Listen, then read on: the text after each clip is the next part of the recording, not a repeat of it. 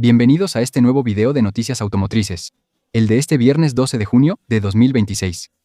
En el programa de hoy, vamos a hablar de Stellantis, que lanza en Europa un nuevo motor de 6 cilindros. Renault, Peugeot y Volkswagen acaban de unirse frente a la Comisión Europea y sus normas automotrices. Peugeot lanza el GTI eléctrico, el más caro de Europa, y Toyota podría lanzar pronto el auto que todos los apasionados de los autos han estado esperando durante años. Espero que estos temas les interesen.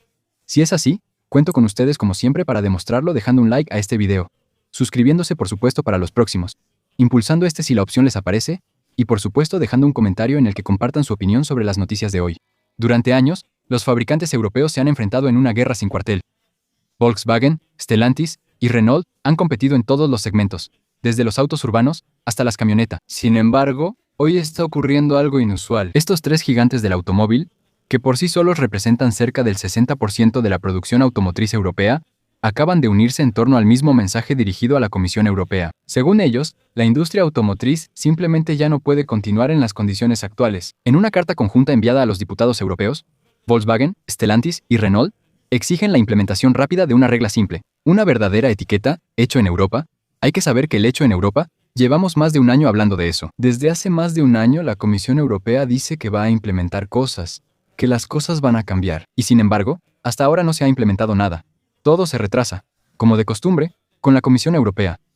Lo que exigen estos tres grandes grupos automotrices es bastante claro. Ellos desean que los autos vendidos en la Unión Europea tengan al menos el 70% de su valor, el valor de sus componentes, provenientes del continente europeo, desde la ingeniería del vehículo hasta la fabricación, pasando, obviamente, por toda la cadena industrial. Detrás de esta solicitud hay un mensaje mucho más profundo. Los fabricantes explican que se enfrentan a una situación que consideran excepcional. Según ellos, la industria automotriz europea está hoy bajo una presión sin precedentes. Señalan un retraso tecnológico que, por cierto, entre paréntesis, es completamente culpa de ellos.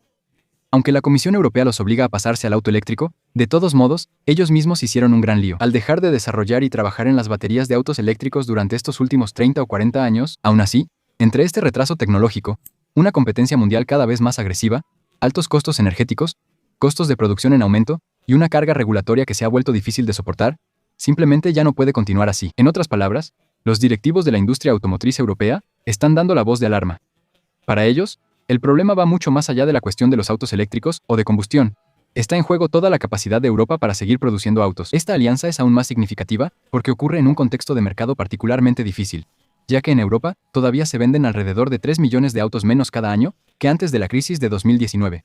La demanda sigue siendo baja y los industriales consideran que la transición actual debilita aún más su posición. Por lo tanto, piden más incentivos a favor de la producción local, un mayor apoyo a la industria de baterías, básicamente subsidios, y una regulación más flexible, especialmente en lo que respecta a los autos eléctricos pequeños, para hacerlos más accesibles a las clases medias. Esa es la famosa categoría de los key cars, al estilo europeo sobre la cual, por ahora, aparentemente, la Comisión Europea todavía no ha dicho la última palabra.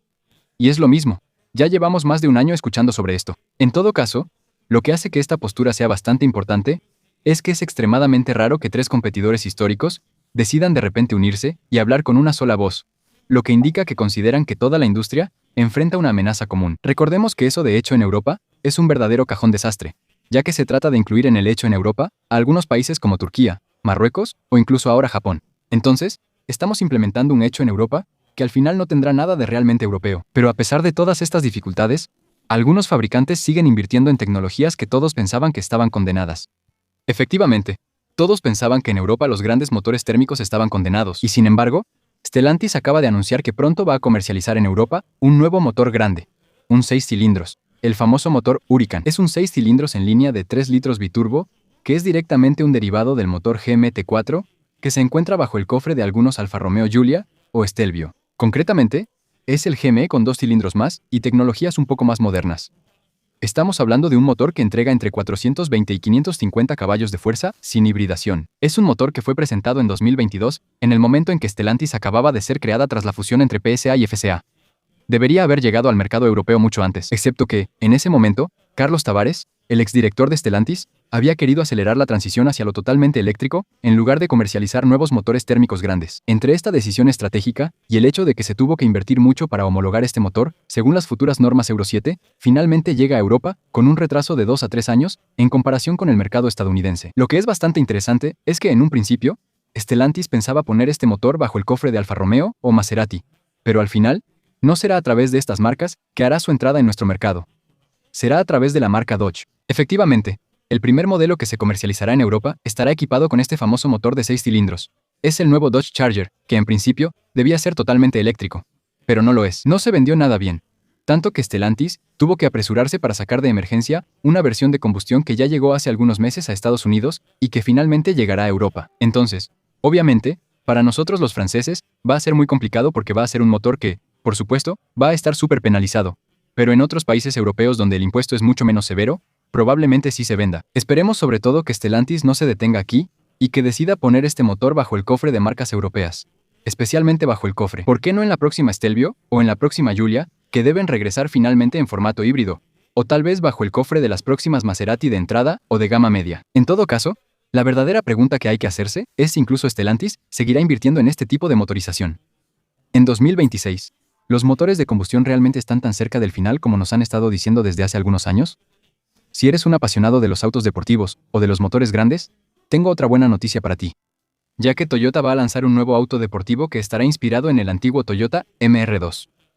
Por ahora, nada indica que no se llamará MR2 también. De todas formas, para Toyota, el objetivo es ofrecer a su clientela mundial, tanto europea como americana, un deportivo compacto, ligero, diseñado para el placer de conducir. Es decir, prácticamente todo lo que ha desaparecido del automóvil moderno. No será un auto que busque rivalizar con los superdeportivos, sino más bien hacer que las sensaciones de manejo sean accesibles para la mayor cantidad de personas posible. Eso es precisamente lo que hace que este proyecto sea particularmente interesante hoy en día, porque superdeportivos térmicos o superdeportivos de alto rendimiento hay muchos, mientras que los pequeños deportivos simplemente han desaparecido. La primera información oficial que tenemos sobre este nuevo auto nos llega del ingeniero en jefe de la división Gazoo Racing, que es la división deportiva de Toyota. Este auto sí está planeado, sí está en desarrollo, sí se va a comercializar. Pero no será de un día para otro. Habrá que esperar al menos 4 años, según lo que nos dice Toyota. Bajo el cofre, deberíamos encontrar un motor térmico. El bloque G20E es un motor de 4 cilindros, 2 litros turbo, que debería entregar más de 400 caballos de fuerza en esta versión. Debería recibir la nueva caja automática de 8 velocidades que ya está desarrollada para los Toyota Yaris y Corolla GR, las famosas versiones deportivas. Y entonces, en principio, estaríamos hablando aquí de un auto no de tracción trasera, lo cual quizás sea un poco lamentable para las sensaciones de manejo, sino de un auto con tracción en las 4 ruedas, lo cual por otro lado es una buena noticia para la accesibilidad. Esperemos entonces que Toyota motive a otras marcas a volver a lanzarse en la aventura de los pequeños deportivos térmicos accesibles. Los autos desarrollados para los apasionados. Autos capaces de hacer soñar sin necesariamente costar lo que una casa. Y probablemente ahí es donde se juega el futuro de este proyecto. Porque si Toyota logra conservar ese espíritu accesible que hizo exitosa a la MR2 y al mismo tiempo ofrece un deportivo de más de 400 caballos, entonces el fabricante podría revivir un sueño automovilístico que muchos pensaban perdido para siempre. Y por cierto, hablando de deportivos accesibles o no, vamos a hablar del nuevo Peugeot 208 GTI. Durante décadas, 3 letras bastaron para hacer soñar a generaciones enteras de automovilistas. GTI se suponía que era el auto deportivo accesible. No eran los más lujosos, no eran los más rápidos. Realmente era el auto básico para el aficionado a los autos. Pero hoy en día, una pregunta empieza a dividir a los aficionados a los autos. ¿La GTI se ha convertido en un producto de lujo?